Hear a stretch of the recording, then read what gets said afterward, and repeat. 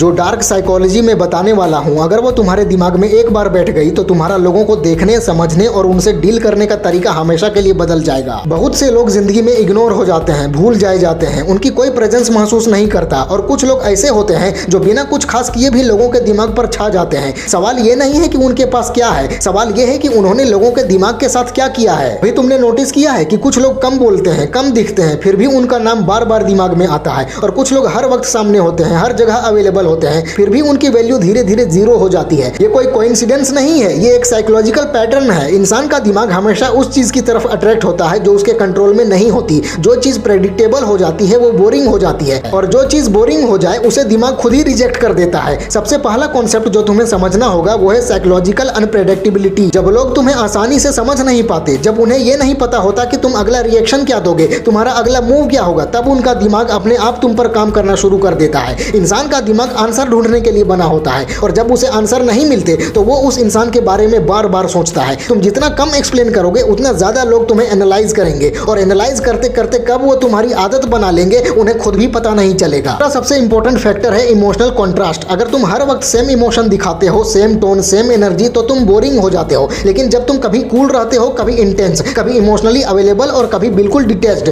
तो सामने वाले का दिमाग कंफ्यूज हो जाता है। और यही कंफ्यूजन अटैचमेंट की शुरुआत होती है। इंसान उन लोगों से नहीं जुड़ता जो उसे हर वक्त कंफर्ट देते हैं, इंसान उन लोगों से जुड़ता है जो उसे इमोशनली हिला देते हैं, कभी ऊपर कभी नीचे। यही इमोशनल अप्स एंड डाउन्स दिमाग को एडिक्टेड बना देते हैं। अब यहाँ एक बात बहुत ध्यान से समझना, डार्क साइकोलॉजी का मतलब ये नहीं होता कि तुम किसी को नुकसान पहुंचाओ। डार्क साइकोलॉजी का मतलब होता है ह्यूमन माइंड के उन पैटर्न्स को समझना जिनके बारे में ज्यादातर लोग अनजान रहते हैं। जैसे एक कॉन्सेप्ट होता है डिलेड वैलिडेशन। अगर तुम किसी को तुरंत वैलिडेशन देते हो, तुरंत अटेंशन देते हो, तुरंत इंपॉर्टेंस देते हो, तो वो चीज सस्ती हो जाती है। लेकिन जब तुम किसी को थोड़ा सा वेट करवाते हो, थोड़ा सा अनसर्टेन रखते हो, तब उस वैलिडेशन की वैल्यू कई गुना बढ़ जाती है। तुम्हारी एक छोटी सी अटेंशन भी उसके लिए रिवॉर्ड बन जाती है। तीसरा पॉइंट जो बहुत कम लोग समझ पाते हैं वो है कंट्रोल्ड डिस्टेंस। डिस्टेंस का मतलब ये नहीं होता कि तुम बिल्कुल ही गायब हो जाओ। डिस्टेंस का मतलब होता है लिमिटेड एक्सेस। तुम पास हो लेकिन पूरी तरह से नहीं, तुम अवेलेबल हो लेकिन हमेशा नहीं। जब तुम अपनी अवेलेबिलिटी को कंट्रोल करना सीख लेते हो तब लोग तुम्हारी प्रेजेंस को क्रेव करना शुरू कर देते हैं। इंसान हमेशा उस चीज को ज्यादा चाहता है जो उसे पूरी तरह से नहीं मिलती। अब एक और साइकोलॉजिकल चीज है जो बहुत पावरफुल है, वो है एसोसिएशन इफेक्ट। अगर तुम्हारी प्रेजेंस किसी के दिमाग में किसी फीलिंग के साथ एसोसिएट हो जाए तो वो तुम्हें कभी भूल नहीं पाएगा। अगर तुम उसके साथ बात करते वक्त उसे कॉन्फिडेंट महसूस करवाते हो,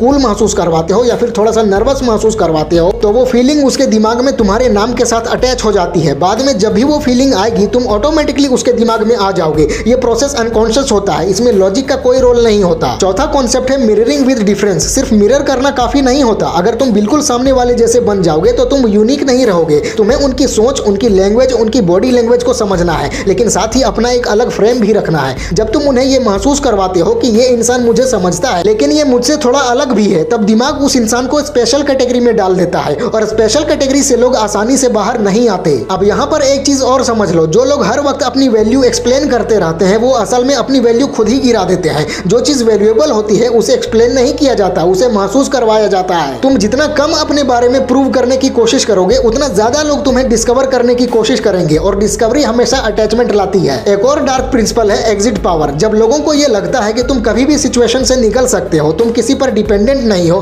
तब तुम्हारी रिस्पेक्ट अपने आप बढ़ जाती है। जो इंसान हर हाल में चिपका रहता है उसे लाइटली लिया जाता है, और जो इंसान ये सिग्नल देता है कि मैं यहाँ हूँ पर मजबूरी से नहीं, वो साइकोलॉजिकली डोमिनेंट हो जाता है। तुम्हारी कूलनेस और सेल्फ कंट्रोल ही तुम्हारी सबसे बड़ी पावर बन जाती है। ये ध्यान रखो, ये सारी चीजें समझने के लिए हैं, मिसयूज करने के लिए नहीं। क्योंकि जब तुम ह्यूमन साइकोलॉजी को डीपली समझ जाते हो तो तुम एक ऐसे पॉइंट पर पहुंच जाते हो जहां तुम लोगों के इमोशंस के साथ खेल भी सकते हो, और वही सबसे खतरनाक जगह होती है। इसलिए इन चीजों का इस्तेमाल अपनी पर्सनालिटी स्ट्रांग बनाने के लिए करो, अपनी वैल्यू समझने के लिए करो, ना कि किसी को कंट्रोल या मैनिपुलेट करने के लिए। याद रखो, दुनिया में सबसे पावरफुल चीज शोर नहीं होती, सबसे पावरफुल चीज होती है प्रेजेंस। और प्रेजेंस तब बनती है जब तुम दिमाग पर छा जाते हो। अगर तुम्हें ये बातें समझ में आ रही हो तो इसका मतलब है कि तुम सिर्फ सुन नहीं रहे हो, तुम सोचना सीख रहे हो। और जो इंसान सोचना सीख जाता है उसे कंट्रोल करना किसी के बस की बात नहीं होती। अब एक और गहरा साइकोलॉजिकल कॉन्सेप्ट समझने की जरूरत है जिसे ज्यादातर लोग इग्नोर कर देते हैं, वो है आइडेंटिटी पोजीशनिंग। इंसान सिर्फ लोगों से अटैच नहीं होता, वो उन आइडेंटिटीज से अटैच होता है जो उसे अपने बारे में अच्छा महसूस करवाती हैं। जब तुम किसी इंसान के सामने सिर्फ एक इंडिविजुअल बनकर नहीं बल्कि एक फीलिंग, एक रोल बनकर अपीयर होते हो, तब तुम उसके दिमाग में सिर्फ याद नहीं रहते, तुम उसकी पर्सनैलिटी का हिस्सा बन जाते हो। जैसे कोई तुमसे बात करके खुद को ज्यादा स्ट्रॉन्ग महसूस करता है, ज्यादा समझदार महसूस करता है या ज्यादा ज्यादा कॉन्फिडेंट महसूस करता है तो उस फीलिंग का क्रेडिट उसका दिमाग तुम्हें देने लगता है। धीरे धीरे वो तुम्हें अपनी ग्रोथ का सोर्स मान लेता है और फिर तुमसे दूर होना उसके लिए अपनी आइडेंटिटी का एक हिस्सा छोड़ने जैसा हो जाता है। इसके बाद आता है एक और पावरफुल कॉन्सेप्ट जिसे कहते हैं सिलेक्टिव डिस्क्लोजर। हर बात बताना लोगों को रिलेटेबल बना सकता है, लेकिन याद रखो मिस्ट्री बनाने के लिए कुछ बातें छुपाना जरूरी होता है। जब तुम अपनी जिंदगी के कुछ पहलुओं को हमेशा थोड़ा सा अनक्लियर छोड़ देते हो, पूरी कहानी कभी नहीं सुनाते, तब सामने वाले का दिमाग खुद ही गैप्स भरना शुरू कर देता है। और इंसान अपनी इमेजिनेशन से जो पिक्चर बनाता है वो अक्सर रियलिटी से ज्यादा पावरफुल होती है। तुम जितना कम डिटेल दोगे लोग उतना ज्यादा सोचेंगे, और जो इंसान तुम्हारे बारे में ज्यादा सोचता है वही धीरे धीरे तुम्हारी लत में फंस जाता है। अब बात करते हैं साइकोलॉजिकल एंकरिंग की। जब तुम किसी इंसान के साथ किसी खास वक्त, किसी खास फेज या किसी खास टर्निंग पॉइंट पर होते हो तो तुम उसके दिमाग में एक एंकर बन जाते हो। अगर तुम उस वक्त उसके साथ हो जब वो कंफ्यूज्ड है, वीक है या अपनी लाइफ के किसी बड़े डिसीजन के बीच में है, तो तुम्हारा रोल उसके दिमाग में नॉर्मल नहीं रहता। तुम उस फेज के साथ परमानेंटली अटैच हो जाते हो। बाद में जब भी वो उस फेज को याद करता है तुम ऑटोमेटिकली उसके दिमाग में आ जाते हो। ये अटैचमेंट लॉजिक से नहीं, मेमोरी और इमोशन से बनती है। एक और चीज जो बहुत कम लोग कॉन्शियसली यूज कर पाते हैं वो है नॉन रिएक्टिव बिहेवियर। जब कोई तुमसे इमोशनल रिएक्शन एक्सपेक्ट करता है और तुम वहां कूल रहते हो, जब कोई तुम्हें प्रोवोक करता है और तुम फिर भी बैलेंस्ड रहते हो, अब तुम सामने वाले के दिमाग में कंट्रोल का सिंबल बन जाते हो। इंसान अनकॉन्शियसली उन लोगों से इंप्रेस होता है जो अपने इमोशंस के गुलाम नहीं होते। तुम्हारी शांति, तुम्हारा साइलेंस, तुम्हारा डिले किया हुआ रिस्पॉन्स, ये सब मिलकर तुम्हें मेंटली सुपीरियर पोजीशन पर ला देते हैं। और जहां सुपीरियोरिटी होती है वहां अट्रैक्शन ऑटोमेटिकली फॉलो करता है। अब समझने वाली एक और बात है साइकोलॉजिकल कॉन्ट्रास्ट ऑफ एफर्ट। अगर तुम हर चीज बिना किसी एफर्ट के देते हो तो उस चीज का इमोशनल वेट कम हो जाता है, लेकिन जब तुम कुछ चीजों के लिए सामने वाले को थोड़ा सा एफर्ट करने देते हो, चाहे वो तुम्हारा टाइम हो, तुम्हारी अटेंशन हो या तुम्हारा अप्रूवल हो, तब उस चीज की वैल्यू बढ़ जाती है। इंसान उन चीजों को ज्यादा इंपॉर्टेंस देता है जिन्हें पाने के लिए उसने खुद कुछ किया हो। जब वो तुम तक पहुंचने के लिए एफर्ट करता है तो उसका दिमाग उस एफर्ट को जस्टिफाई करने के लिए तुम्हें और ज्यादा इंपॉर्टेंट बनाना शुरू कर देता है। इसके बाद आता है फ्रेम कंट्रोल। जो इंसान कन्वर्सेशन का फ्रेम सेट करता है वही इंसान इंटरेक्शन का पावर होल्डर होता है। अगर तुम हमेशा रिएक्ट करते हो, जवाब देते हो, एक्सप्लेन करते हो तो तुम फ्रेम के अंदर हो, लेकिन जब तुम क्वेश्चन पूछते हो, डायरेक्शन चेंज करते हो और बातों को अपने कंफर्ट के हिसाब से ले जाते हो, तब तुम फ्रेम के बाहर नहीं बल्कि फ्रेम के क्रिएटर बन जाते हो। लोग उन्हीं लोगों के साथ कंफर्टेबल फील करते हैं जो डायरेक्शन देते हैं, और उन्हीं लोगों के साथ अटैच होते हैं जो उनके दिमाग को स्ट्रक्चर देते हैं। अब एक और गहरी चीज समझो जिसे कहते हैं अनफुलफिल्ड क्लोजर। जब कोई इंटरेक्शन पूरी तरह से क्लोज नहीं होता, जब बात अधूरी रह जाती है, जब किसी टॉपिक पर पूरा कंक्लूजन नहीं मिलता, तब दिमाग उस लूप को बंद करने के लिए बार बार उस इंसान की तरफ जाता है। तुम अगर हमेशा हर कन्वर्सेशन को कंप्लीट कर देते हो, हर डाउट क्लियर कर देते हो, तो दिमाग को रेस्ट मिल जाता है। लेकिन जब तुम थोड़ा सा सस्पेंस छोड़ देते हो, थोड़ा सा अनसेड रह जाता है, तब तुम सामने वाले के मेंटल स्पेस में एक्टिव रहते हो। ये टेक्निक सबकॉन्शियस लेवल पर काम करती है। एक और फैक्टर है वैल्यू विदाउट बेगिंग। जो लोग अपनी इंपॉर्टेंस प्रूव करने की कोशिश करते हैं वो अक्सर अपनी इंपॉर्टेंस खो देते हैं, लेकिन जो इंसान बिना मांगे रिस्पेक्ट लेता है, बिना बोले इन्फ्लुएंस क्रिएट करता है, वो नेचुरली डोमिनेंट फील होता है। तुम्हारा पोस्चर, तुम्हारी बात करने की स्पीड, तुम्हारा आई कॉन्टेक्ट और तुम्हारी बॉडी लैंग्वेज, ये सब मिलकर सिग्नल देते हैं कि तुम अपनी वैल्यू को जानते हो, और दुनिया उन्हीं लोगों को वैल्यू देती है जो खुद को चीप नहीं बनाते। अब एक आखिरी और बहुत पावरफुल कॉन्सेप्ट है इमोशनल सेल्फ सफिशिएंसी। जब तुम इमोशनली कंप्लीट लगते हो, जब तुम ये सिग्नल देते हो कि तुम्हारी खुशी किसी और के रिएक्शन पर डिपेंड नहीं करती, तब लोग तुम्हें और ज्यादा चाहने लगते हैं, क्योंकि इंसान हमेशा उन्हीं लोगों की तरफ अट्रैक्ट होता है जिनके पास पहले से स्ट्रेंथ होती है। जो इंसान नीडी होता है वो प्रेशर क्रिएट करता है, और प्रेशर अट्रैक्शन को मार देता है। तुम्हारी इंडिपेंडेंस ही धीरे धीरे तुम्हारी सबसे बड़ी मैग्नेट बन जाती है। और अब सबसे इंपॉर्टेंट बात, ये सारी चीजें तभी काम करती हैं जब तुम खुद के अंदर डिसिप्लिन, क्लैरिटी और सेल्फ रिस्पेक्ट रखते हो। डार्क साइकोलॉजी कोई शॉर्टकट नहीं है, ये एक अंडरस्टैंडिंग है। अगर तुम्हारा कैरेक्टर वीक होगा तो ये टेक्निक तुम्हें डेंजरस बना सकती है, लेकिन अगर तुम्हारा कैरेक्टर स्ट्रांग होगा तो यही चीजें तुम्हें उन लोगों में लाकर खड़ा कर देंगी जिनकी बिना प्रेजेंस के भी प्रेजेंस महसूस होती है। इसलिए याद रखो, दुनिया शब्द नहीं याद रखती, दुनिया फीलिंग्स याद रखती है। और जो इंसान लोगों के दिमाग में फीलिंग छोड़ देता है उसे कभी भुलाया नहीं जा सकता। तुम जितना खुद को समझोगे उतना कम तुम्हें लोगों को फोर्स करना पड़ेगा, और जिस दिन तुम फोर्स करना छोड़ दोगे उस दिन से लोग खुद तुम्हारी तरफ खींचने लगेंगे। क्योंकि असली पावर हमेशा शोर में नहीं होती, असली पावर होती है कंट्रोल के बिना कंट्रोल में। फैला दो पूरा। वीडियो अच्छी लगे तो लाइक करो, कमेंट करो और चैनल को सब्सक्राइब करके बेल आइकन जरूर दबा लेना। मिलते हैं अगले वीडियो में। Wish you all the very best.